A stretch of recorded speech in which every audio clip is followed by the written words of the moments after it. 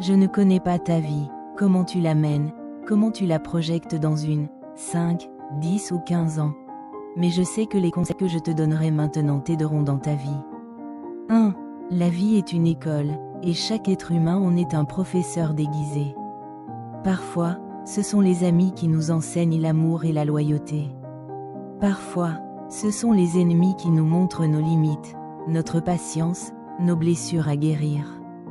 Même un inconnu croisé dans la rue peut, par une parole, une attitude ou un geste, nous faire réfléchir sur la vie. Celui que tu ignores aujourd'hui peut détenir une clé que tu chercheras demain. L'orgueil ferme les portes de l'apprentissage. L'humilité, elle, ouvre les yeux. Ne juge pas trop vite, écoute, observe, interroge. La sagesse n'est pas réservée aux anciens ou aux diplômés. Elle se cache parfois dans la bouche d'un enfant, dans le silence d'un pauvre ou dans l'attitude d'un inconnu. Sois prêt à apprendre de tous, même de ceux que tu n'aimes pas. 2. La paix intérieure vaut plus que les applaudissements du monde. Dans un monde qui valorise le paraître, la reconnaissance sociale, les likes, les vues et les félicitations, il est facile de se perdre dans la quête d'approbation extérieure. Pourtant, aucune de ces choses ne garantit un bonheur réel et durable. La paix intérieure, elle, ne dépend pas des regards extérieurs. Elle naît d'une conscience tranquille, d'une vie alignée avec ses valeurs profondes, d'un cœur sans rancune, d'une âme libre. Celui qui vit en paix avec lui-même dort mieux, sourit sans effort, et avance sans crainte. Si tu cherches toujours à plaire à tout le monde, tu finiras par te trahir. La vraie victoire, c'est quand tu peux te regarder en face, en silence, et sentir que tu es à ta place, que tu vis juste. C'est cette paix-là qu'il faut chérir, protéger, cultiver, même si elle coûte quelques applaudissements. Le monde oubliera vite tes exploits, mais ton cœur se souviendra toujours de tes renoncements. 3. Chaque personne que tu rencontres a quelque chose à t'enseigner. On admire les géants, on célèbre les héros, on rêve de sommets. Mais on oublie que tout commence par un premier pas. Une goutte d'eau finit par percer la roche. Un mot écrit chaque jour devient un livre. Une bonne habitude tenue dans la discrétion devient une force. Ce ne sont pas les efforts bruyants et éphémères qui construisent la grandeur, mais les pas simples, faits dans la régularité, avec foi et discipline. Chaque jour compte.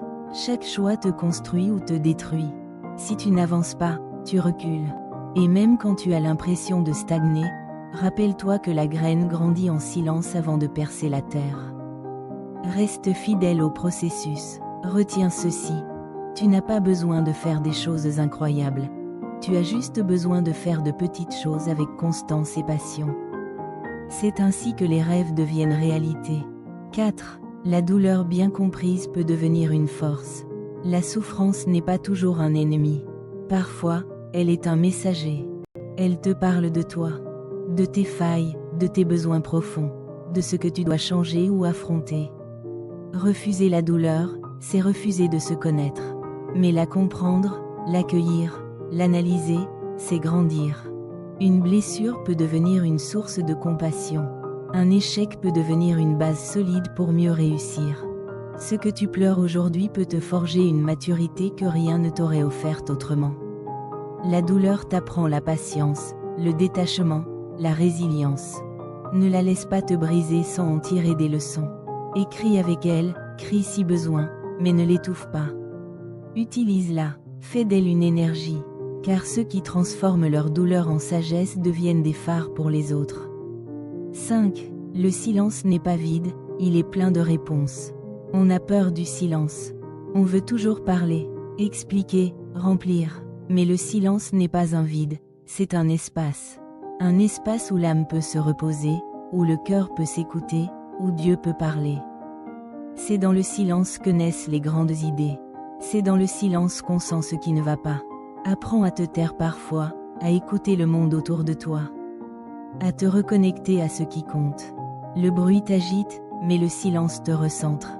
Il ne faut pas confondre silence et absence. Le silence, c'est la présence la plus pure. C'est là que tu peux réfléchir sans pression, prier sans détour, aimer sans masque. Cultive-le. Il est une arme puissante, une sagesse silencieuse, un remède discret. Et parfois, quand les mots ne suffisent plus, c'est le silence qui dit tout. À toi qui es arrivé jusqu'ici, merci. Si toi aussi, comme moi, tu as le souci de faire de ta vie une légende et la rendre une source d'inspiration pour les autres, alors abonne-toi et partage cette vidéo dans ton entourage. À la prochaine pour une nouvelle vidéo.